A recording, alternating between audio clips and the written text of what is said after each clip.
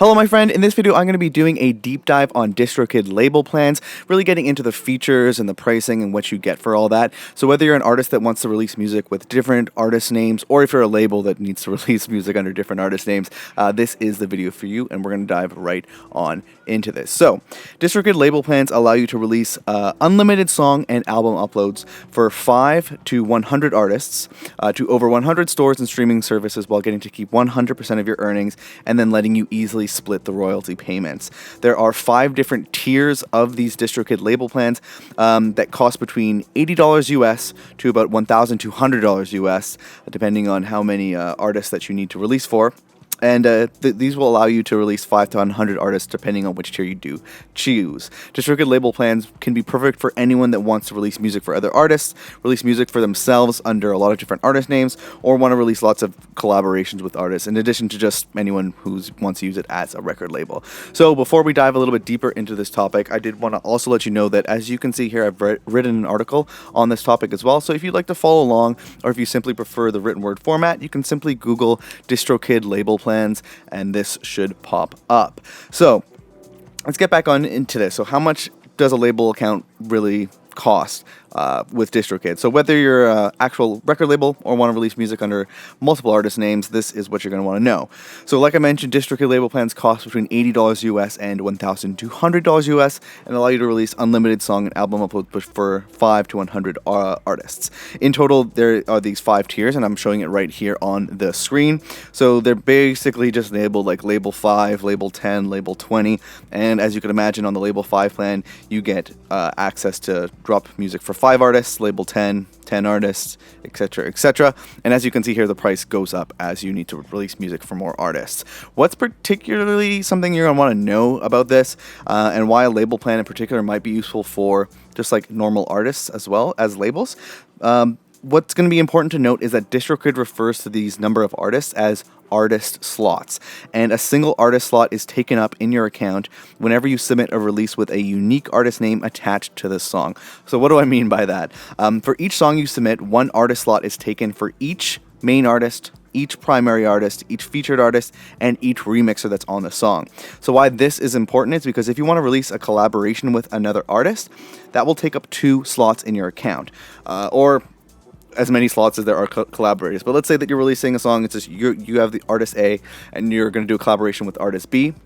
When you're submitting that song on DistroKid, you'll need to put both of those artist names down, and that's going to each count as an artist slot, even though you're really only artist A. So that's how that works. In addition to that, if you want to release a remix, attaching the remixer's artist name to that track when you're submitting it in DistroKid will take an additional artist slot. So one thing that you should know is that adding songwriter credits, or kind of like anything behind the scenes rather, is fine. It's when you add like a public facing artist name that an artist slot is taken up in your account. So I think that's really important to know. I did try to explain this a little bit more by creating this little chart. So you can see if you're releasing a song, it's just song by artist A, that's going to be one artist slot taken in your account. If you release song by artist A and artist B, so it's a collaboration, that would take up 2 artist slots in your account. If you release something like song by artist A and artist B, and it's remixed by artist C, that's going to be a total of 3 slots taken. So you can see here, if you're artist A, but you want to do a whole bunch of collaborations this year with, say, 5 or 6 different artists, those are all going to take up artist slots, and you will need to account for that when you are choosing your DistroKid plan. And I might be, if I'm wrong in any of this explanation, please let me know in the comments below. But from talking to some people at DistroKid, this is how they explained it, and I was not too happy about it because I'm on the Musician Plus plan, and I was trying to get by with the 2 artist slots, and, you know, it is what it is. So all this is to say that is that this means that you may want to consider a label plan if you are a label or have multiple artist names or aliases, but this also means you may also want to consider a label plan if you want to release multiple collaborations with multiple different artists or do multiple remixes, anything like that. At the end of the day, any of the DistroKid label plans between 5 and 100, like Label 5, Label 10, etc., may be right for you if you're a label, obviously. If you're releasing music under a lot of different artist names, if you need to release music for other artists, say if you want to do it for friends or anything like that, or if you want to do a lot of collaborations with a lot of other artists. If any of these resonate with you, then one of these higher tier plans with DistroKid may be the better option. And basically, if you just have a need for any of those additional artist slots, whether it's as a label or as an artist, then this might be good for you. And I guess I probably should mention that there will also be a link in the description about a DistroKid discount code that can apply to this that you can use, of course. Moving on to that, how do the DistroKid label plans compare to the Musician and Musician Plus plans? So these are like the kind of more regularly pushed DistroKid plans. And really the main difference between any of the DistroKid plans is that the basic Musician plan has unlimited song uploads for one artist. The Musicians Plus plan gives you unlimited uploads for 2 artists. And the label plans give you unlimited uploads for between 5 and 100 artists, like we mentioned. However, there is one particularly big difference, is that the Plus and any of the label plans allow you to customize your release by setting a specific release date, while that basic Musician plan does not. I think that's kind of like a really annoying thing that they do. It's not a huge price jump from like Musician to Musician Plus, but I think being able to set a custom release date is pretty important, especially if you're planning promotions around it or want to schedule ads or posts or anything for your release date. But it is what it is. With that said, here is a full breakdown of all the DistroKid plans available, how much they cost. So basically it's the same table as before, but we also have Musician and Musician Plus in here so that you can compare them as well. And in addition to that, you should know that each DistroKid plan does include the following features, which is unlimited song and album uploads, being able to upload to over 100 stores, but mainly, Spotify and Apple Music. You get to keep 100% of your earnings, which is fantastic.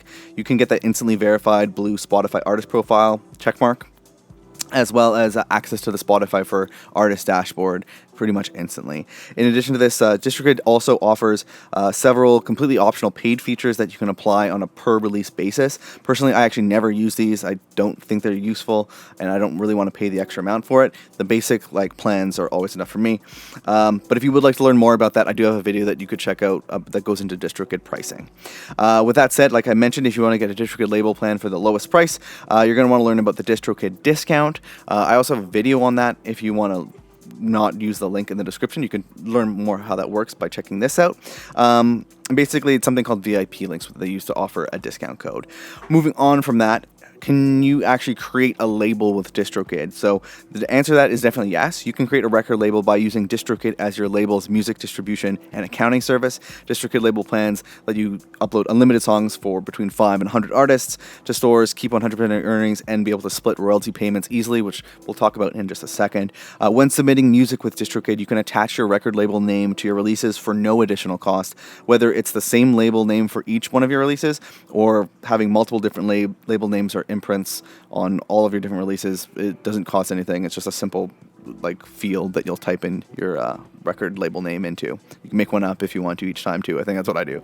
But with that said, labels that release music with DistroKid do get to keep 100% of their earnings, minus obviously any standard banking and taxing fees, and then can view and export earning reports for individual artists, as well as a huge export of just everything for all the artists. In addition to this, labels can use something called DistroKid splits, which used to be called DistroKid teams, to automatically split earnings as either a flat fee and or a percentage from the releases to other DistroKid users. So this can be nice because that way, using DistroKid, you can have all the artists on there, and that way you can have it so the split goes to the different artists as well as to you as the label owner. Anybody else who's involved, you can set that up.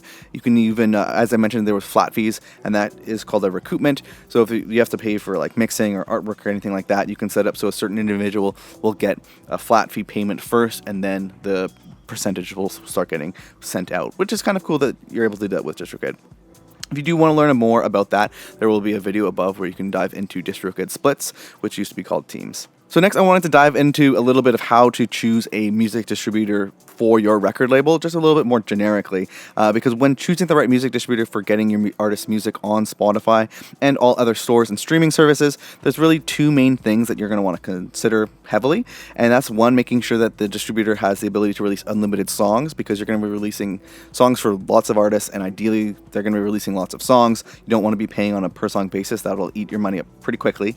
And second is you do not want to have to pay a percentage of your music's income there. So as a label, you're going to be taking a cut and then having to split it up between multiple artists. You don't really want to have to also take a piece of that pie and give it to the distributor. And that's really because today established and emerging artists alike live and die by their streaming numbers. Streaming numbers, and more specifically Spotify streaming numbers, are the sign of an artist's success in 2022. Spotify has straight up told everyone that to succeed on their platform, you simply need to release more music and to do it frequently. This was when like the CEO of Spotify said it a couple years ago and got a lot of flack, but it's true.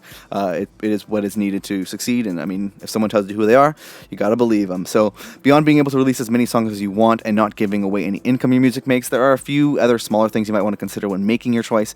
One is something like distributor reputation, distributor delivery speed, the ability for them to actually set custom release dates, as well as their customer service, which can come in handy. It's one of those things, it's like insurance. You want to hope that you'll never have to get in touch with support, but sometimes you might have to. With all that said, at the end of the day, you'll definitely be in good hands as long as you pick a music distributor that is on Spotify's preferred music distributors list. So you might be wondering what that is, and you might not know that they actually have this, but Spotify does actually have a preferred music distributor list.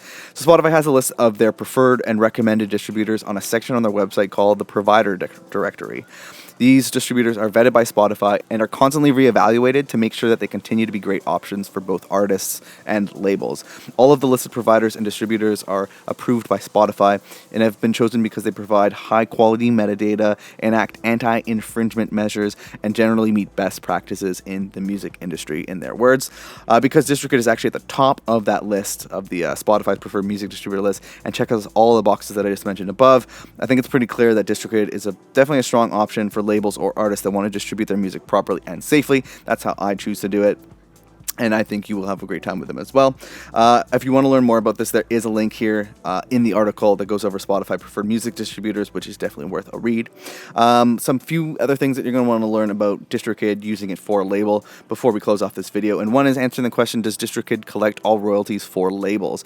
So when your artist's music is streamed, you are owed two different types of royalties. One is master recording royalties, and the second is music publishing royalties. DistroKid only collects the money owed from your music sales on stores and streams from streaming services. These type of royalties are called master recording royalties, and at the time of creating this video, DistroKid does not offer music publishing services to collect music publishing royalties, and instead recommends SongTrust for music publishing. So if you want to learn more about SongTrust, I actually use SongTrust and recommend them as well, and DistroKid actually recommends them too, which is kind of cool. I did do a video that goes over the difference between DistroKid and SongTrust that you can check out above.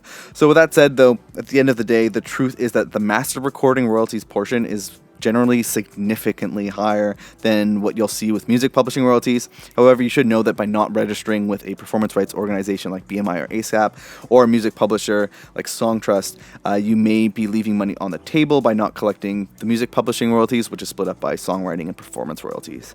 If you want to learn more about this, there is that video that I mentioned above, and there's a couple links on here that you can check into as well. Is DistroKid a publisher? SongTrust versus DistroKid. There's a whole bunch of resources on this article that you can dig into.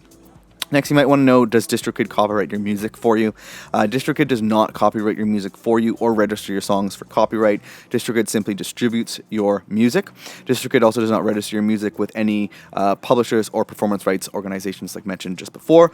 And the truth is that by simply recording your music, you may have completed the very first step of copyright protection and may have all the protection you need to get started releasing music. If you do want to learn more about that, there is an article here that dives into it a little bit deeper. And then also on the rest of this article, there are some DistroKid alternatives, although I definitely would recommend DistroKid. I've done a bit of research into a whole bunch of other ones that you can take a look at: TuneCore, CD Baby, United Masters, Ditto, Amuse, SoundCloud, and quite recently Lander. You can take a look at that and learn a little bit more. A couple of other quick questions here. Is DistroKid considered a label? They are not considered a label. They're just a music distributor, and you use DistroKid to get your music up there. And then another question that I saw that potentially might want to get answered is, do you need a label for DistroKid? And no, you can use DistroKid to be the music distributor for your label if you want to. And if you're just a normal artist, then you can just sign up for DistroKid and self-release music super easily. It's a really great way to go about it. So with that said, that is an overview of DistroKid's all the label plans that they have available, as well as some more information that you might find useful when setting up a label using DistroKid. Hopefully you found this video useful. If you did, make sure you like and subscribe and all that stuff.